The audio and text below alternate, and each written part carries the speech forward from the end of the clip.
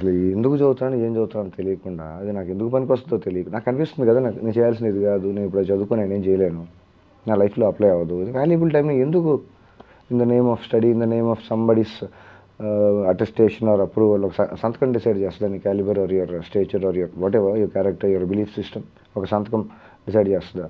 అది చిన్న సంతకం, చిన్న క్వాలిటీ ఆఫ్ పేపర్ అయితే క్వాలిటీ తక్కువ, మంచి క్వాలిటీ ఆఫ్ పేపర్, మంచి క్వాలిటీ ఆఫ్ ఇంక్, మంచి క్వాలిటీ ఆఫ్ ఏదో వాట్ ఎవర్, పెద్ద పెద్ద పేర్లు, whatever is widely popular కదా, కాదు కదా. స్కూల్కి వెళ్ళినాడు, కాలేజ్కి వెళ్ళినాడు, యూనివర్సిటీకి వెళ్ళినాడు, బతకట్లేదా? అన్ని చదువులు చదివి స్విగ్గీ, ఓలా, ఊబర్ చేస్తున్న బతుకులు ఎంతమంది ఉన్నాయి బయట? ఇన్ని చదువులు పనికి రావట్లేదని కనిపిస్తున్నాయి కదా. English education system, lord Macaulay English education system ఎంత సూపర్ సక్సెస్ఫుల్గా కనిపిస్తుంది కదా. ఇంట్రడ్యూస్ అయ్యి ఎన్ని సంవత్సరాలు అయింది, ఇప్పటికే ఎలా ఉంది పరిస్థితి.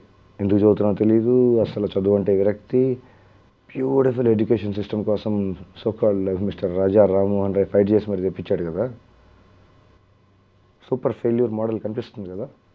ఎంతమంది లైఫ్లో చదువుకొని అదే అదే నాలెడ్జ్ని వాళ్ళ రియల్ లైఫ్లో అప్లై చేయడానికి ఎంతమందికి కుదురుతుంది? అదే ఉద్యోగం చేయడానికి కనీసం రిలేటెడ్ టు దట్ చెప్పండి మీరు. Engineering, medicine, what ever courses, what ever universities, ఒక సంవత్సరంలో ఇండియాలో నుంచి ఎంతమంది వస్తారు బయటికి? గ్రాడ్యుయేట్స్, పోస్ట్ గ్రాడ్యుయేట్స్, మాస్టర్స్ ఎంతమంది వస్తారు బయటికి? వాళ్ళందరూ అదే పనులు చేస్తున్నారా? 25 lakhs. మళ్ళీ మాట్లాడతారు ఇండియా ఈజ్ అండర్ డెవలప్డ్ అని. ఇంతమంది ఏం చేస్తున్నారు? ఎక్కడికి మాయమైపోతున్నారా? ఎవరికి వర్కౌట్ వాళ్ళు చేసుకుంటున్నారు కదా. ఒకడు ఎన్ఆర్ఐ అంటాడు, ఇంకొకడు యూఎస్ అంటాడు, యూకే అంటాడు, ఎవరికి తోచింది అది చేస్తున్నాడు కదా. మళ్ళీ ఏంటి, ఇంతమంది ప్రొడ్యూస్ అవుతున్నారు కదా. మరి అంతమంది కలిసి ఏదో ఒక పని చేస్తే ఇంకా ఇంకా under developing developing developing developing ఇంకా అవే పేర్లా? కొంచెం వెనక్కు ముందుకు వెళ్ళరా ఇంకా అక్కడైనా? వాళ్ళందరూ ఏం చేస్తున్నారు బేసికలీ? అవకాశాలు రాలేదా? Then create one. Who is stopping you? What is stopping you? Knowledge లేదు, మన దగ్గర నాలెడ్జ్ లేదు కదా. మీరు చెప్పాలి ఆన్సర్స్, నాకు క్వశ్చన్సే అడుగుతాను. నాకు ఆన్సర్స్ తెలుస్తుంటే నేను చేస్తుండేవాడినేమో కదా. ఎంతవరకు చదువుకున్నారు మీరు? ఇక్కడి నుంచి ఇక్కడ వరకు. Okay. So why did you choose cinema? I chose cinema. It didn't happen for the first time. Then I thought cinema chose me, and it also didn't happen. ఏదో నా ఎక్స్పీరియన్స్లో నేను రకరకాల క్రాఫ్ట్లో, రకరకాల సినిమాల్లో, రకరకాల స్టేజెస్లో పనిచేయడం జరిగింది. ఇప్పుడు అది కాదు, ఇప్పుడు నా బయోగ్రఫీ, ఆటోబయోగ్రఫీ కాదు కదా. నాకు at every stage when ever I was kind of okay, నాకు కావాల్సింది తెలిసింది, ఇప్పుడు నాకు ఆ ఏరియాలో ఇంట్రెస్ట్ ఉంది, అది నేర్చుకోవాలని. కానీ ఐ వాజ్ ఆల్వేస్ క్లియర్.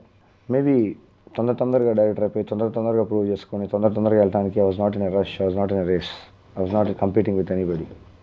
నాకు కావాల్సిన విజన్ని ఎగ్జిక్యూట్ చేయడానికి నాకు తెలియాల్సిన విషయాలు, అది తర్వాత మెల్లిగా పెరుగుతూ, ఇంట్రెస్ట్ పెరుగుతూ, మేబీ క్యూరియాసిటీ ఆ పర్టికులర్ క్రాఫ్ట్లోనూ, అలాగా it took time and I'm okay with it.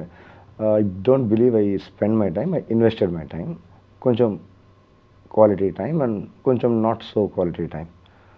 But చూపించాలి, చేయాలి, దానికోసం నేను నేర్చుకోలేదు. నాకు తెలియాలి what is the science behind it, how does it work, and what is the best way to optimum output తీసుకురావడానికి. ఎఫెక్టివ్గా వాడాలంటే ఏం చేయాలి, ఇమ్మీడియట్ సొల్యూషన్స్ కావాలంటే ఏం చేయాలి.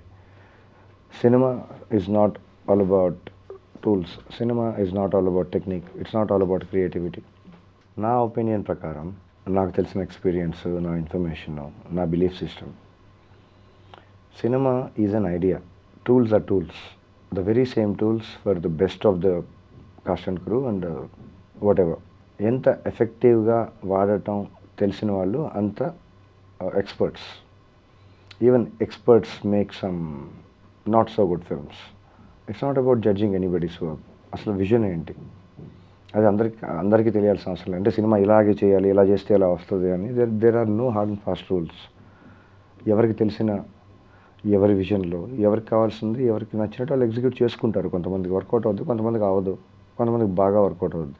ఎవరి పని వాళ్ళు నేర్చుకొని ఎవరి పని వాళ్ళు చేస్తే బాగుంటుంది కదా. సింపుల్గా అన్నీ నేనే చేయాలి, అన్నీ నేనే, అది ఇది 4-5 క్రాఫ్ట్లు చేసి అంటే దానికి ఏంటి ప్రూవ్ చేసుకోవటం? ఇప్పుడు ఎవరితోటి కంపీట్ చేసుకోవటం? ఎన్ని క్రాఫ్ట్లు అంటే అన్ని క్రాఫ్ట్లు చేసుకుని వాళ్ళే హీరో, వాళ్ళే విలన్ చేసే అదేనా ఛాలెంజెసా? సినిమా అంటే ఒక పవర్ఫుల్ మీడియం. దాంతో ఏం చెప్పచ్చు, ఎలా చెప్పచ్చు? ఎంతసేపు సెల్ఫ్ సెంట్రికేనా, నేనేనా? What is the content, what is the purpose, what is ఎలా చెప్పాలి. ఇదివరకు బాలచంద్ర గారి సినిమాలు చూడండి, సినిమాలో బ్యాలెన్సింగ్ యాక్ట్, ఫస్ట్ యాక్ట్ ఇంకా డిసైడ్ చేసి యాక్ట్ 1 యాక్ట్ 2 యాక్ట్ 3 ఇట్లా గోల్డెన్ రేషియో ఇవన్నీ కాదు మాటలు. కాంటెంట్, సబ్జెక్ట్, రెలవెన్స్, ఏం చెప్పాలి, ఒక చిన్న బాధ్యత, ఒక ఒక రెస్పెక్ట్ ఉండేది. ఇప్పుడు అంటే అప్పుడు అలా ఉండేవి, ఇప్పుడు ఇలా ఉండేవి అని చెప్పి అంత అవుట్డేటెడ్ అంత ఏం కాదు. నేను కాంటెంపరీ కూడా చూస్తా, ఎంజాయ్ చేస్తా. అంటే న్యూ ఏజ్ ఫిల్మ్ మేకింగ్ మీకు నచ్చడం చెప్పండి, న్యూ ఏజ్ ఫిల్మ్ మేకింగ్ అంటే మీరు డిఫైన్ దానికి దీనికి డిఫరెన్స్. నేను ఒక సినిమా చెప్తా, దానికి దగ్గర కాకుండా అట్లీస్ట్ ఆ పెయిన్లో ఉండే దానికి రెఫరెన్స్ తోటి ఒక సినిమా తీసుకురండి, కాంటెంపరీ న్యూ ఏజ్ సినిమా. నేను ఒక సినిమా పేరు చెప్తా, అంటే నేను ఛాలెంజ్ కాదు ఇదేని, వడి కాల్ దట్ యూనో కార్డులో గేమ్ వేస్తారు కదా, అట్లా కాదు. WWF అనేది ఉంటుంది కదా, అన్ని అట్లాంటి ఆ గేమ్ కాదు. నేను ఒక సినిమా పేరు చెప్తాను, ఆ సినిమాకి ఈక్వలెంట్ న్యూ ఏజ్ సినిమాకి ఒకటి కంపారిజన్ కనీసం ఆ స్కేల్లో ఒకటి చెప్పండి. As a vision, as an experience, థియేటర్లో కూర్చొని. మాయాబజార్ నేను చెప్తున్నా, ఇప్పుడు చెప్పండి దాంతో మాయాబజార్ ఎక్స్పీరియన్స్. ఇప్పుడు డిజిటల్ వర్షన్ కూడా వచ్చి ఉంటుంది, చూడండి ఒకసారి చూడండి. కాస్ట్, క్రూ, స్కేలు, గ్రాండియర్, చాలా ఉంటాయి దాంట్లో. ఎన్నెన్ని విషయాలు చెప్పారు దాంట్లో.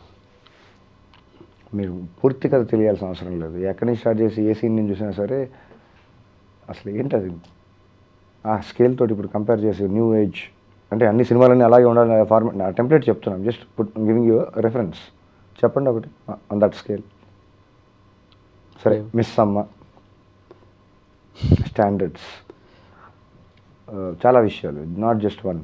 ఆ కాస్ట్, క్రూ అంటే మరీ అవుట్డేటెడ్ అంత పాత అనుకుంటే నేను లేటెస్ట్ సినిమాలు కూడా చెప్తా ఆన్ దట్ స్కేల్. విచిత్ర సోదరులు, సంగీతం శ్రీనివాసరావు గారి సినిమా ఒకసారి చూడండి. ఆ రోజులకి వాళ్ళు కంప్లైంట్ చేయలే, మా దగ్గర లేవు ఎక్విప్మెంట్, మా దగ్గర లేవు టూల్స్ అని. అది చాలా సంవత్సరాలు పెద్ద మిరకిల్ సర్ప్రైజ్ అలా మిగిలిపోయింది కదా. ఆ విజన్, దాన్ని సపోర్ట్ చేసే core team, cost and crew, ఆ విజన్ బిలీవ్ చేయాలి కదా ఫస్ట్. అసలు ఐడియానే క్రేజీగా ఉందంటే దాన్ని ఎట్లా ఎగ్జిక్యూట్ చేయాలి, దానికి ఒక రీసెర్చ్. ఆయన కమల్ సార్ అక్కడ ఆయన నేర్చుకొని ఆయన ఎగ్జిక్యూట్ కూడా చేస్తాడు. ఇప్పుడు మన డెడికేషన్ చాలా పెద్దది కదా, అంటే చేయట్లేదు వాళ్ళు. చూడండి, బన్నీ ఐకాన్ స్టార్ అల్లు అర్జున్, అదేదో సినిమాలో ఒక క్యాప్ ఉంటుంది కదా, లవర్ ఆల్సో సాంగ్, నా పేరు సూర్య నా ఇల్లు ఇండియా. ఆ సినిమాలో సాంగ్ చూడండి. అదంతా చేయడానికి 100 రకాలు ఉంటాయి ఆ షార్ట్ని ఎగ్జిక్యూట్ చేయడానికి, అచీవ్ చేయడానికి. That was his dedication, that was his commitment. అవసరం లేదేమో, నాకు తెలియదు కరెక్ట్గా ఎన్ని రోజులు ప్రాక్టీస్ చేశారు, 2 గంటలు ప్రాక్టీస్ చేశారని. బట్ అవుట్పుట్ కనిపిస్తుంది కదా. There is a difference between the original thing and copy. First copy, second copy, third copy. అంటే ఆ సినిమాలతో కంపేర్ చేసే సినిమాలు లేవు, కానీ ఇప్పుడు తీస్తున్నారు కదా. నేను డెడికేషన్ గురించి అడిగితే చెప్తాను కదా, దాని గురించి కూడా రెఫరెన్స్ చెప్తాను. లార్జ్ స్కేల్లో కూడా సినిమాలు వస్తున్నాయి ఇప్పుడు, పాన్ ఇండియా ఇంటర్నేషనల్ ఫిలిమ్స్ కూడా మన తెలుగు మేకర్స్ తీస్తున్నారు కదా. మంచిదే కదా, గ్లోబల్ ప్లాట్ఫామ్ పైన మన సినిమాలు కూడా, అంటే ఇప్పటి నుంచి కదా ఎప్పటి నుంచో చూస్తున్నారు.